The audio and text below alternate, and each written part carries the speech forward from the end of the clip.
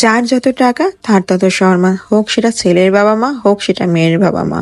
আসসালামু আলাইকুম, কেমন আছেন সবাই? আশা করি সবাই খুব ভালো আছেন। একটা কথা কি জানেন, যার টাকা তার সম্মান, এই কথাটা শুনতে খারাপ লাগে, তারপরেও এই কথাটা কিন্তু সবাই বিশ্বাস করে।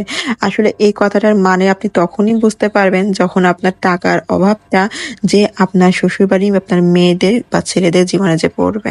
একটা ছেলের মার কাছে যদি টাকা না থাকে বা শ্বশুরবাড়িতে যদি মেয়েটা যে দেখে খুব গরিব একটা ফ্যামিলি, তাদের অবস্থা একদমই খারাপ, সেই মেয়েটা তাদের সবাইকে হাতের আঙুলে নাচাতে 1 সেকেন্ডও লাগবে না। মানে বলতে গেলে সেই বাড়ির বউই হয় আজ সবকিছু সর্দার আর সর্দারনি। মানে তার কথা মতনই কিন্তু শাশুড়ি তখন হাতে চলে আসে, জামাইও তখন হাতে চলে আসে। বলতে গেলে যত ফ্যামিলি থাকে গোষ্ঠীতে সবই তার হাতে চলে আসে। মানে তার কথা ছাড়া ফ্যামিলিতে কোনো সিদ্ধান্ত নেওয়া যাবে না। কোনো সিদ্ধান্ত ছোট হোক আর বড় হোক সেই মেয়েটার কাছেই ছুটে যাবে সবাই। কারণ যে একটাই, তার বাপের অনেক টাকা আছে।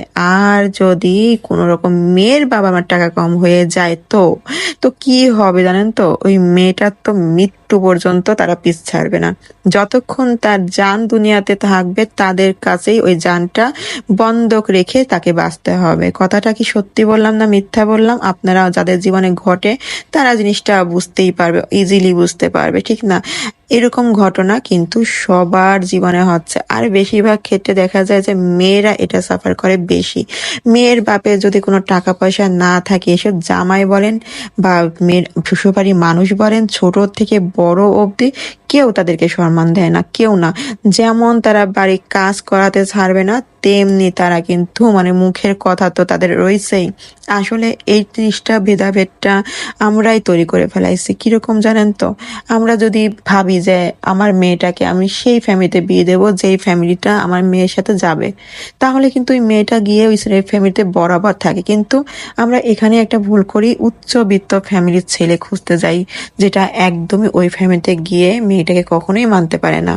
এটা বাস্তব রে ভাই, ওই আগের দিনের সিনেমা না? রাজার ছেলে বিয়ে করলো বেদেননি মেয়েকে, আর বেদেননি ছেলে বিয়ে করলো রাজার মেয়েকে। তো কি হয় রেজাল্টটা পড়েন তো? পরে ফাটাফাটি মারামারি হয়ে সব আবার এক হয়ে যায়, ব্যাস মুভি শেষ। কিন্তু এই জীবনের মুভিটা বাস চলতেই থাকে চলতেই থাকে, এটা কোনোদিন শেষ হবার না, যতদিন না তোমার হাড্ডি হুড্ডি তারা ভেঙে চুরে খেয়ে স্যুপ বানায় ফেলে দিচ্ছে। কি অদ্ভুত লাগে বিষয়গুলো। টাকার কাছে আসলে মানুষের জীবনটা এটকে থাকে। যার যত টাকা তার তত সম্মান। আহারে টাকা, এই টাকা যদি কখনো খাওয়ার জিনিস মানে একদম ব্যবহারের জিনিস না হতো, না জানি এই টাকা পয়সাকে মানুষ কত পরিমাণ ঘৃণা করতো, ছুঁয়ে দেখতো না। কিন্তু এই টাকা ছাড়া তো জীবনে তাকে চলবেই না। সবাই সে টাকার পিছেই দিনরাত দৌড়চ্ছে, সে টাকার জন্যই আবার মারা যাচ্ছে, টাকার জন্যই সংসারও হারাচ্ছে।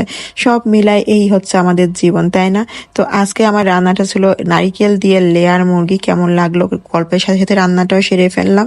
সবাই অবশ্যই বলতে ভুলো না। সবাই ভালো থেকো, আল্লাহ হাফেজ।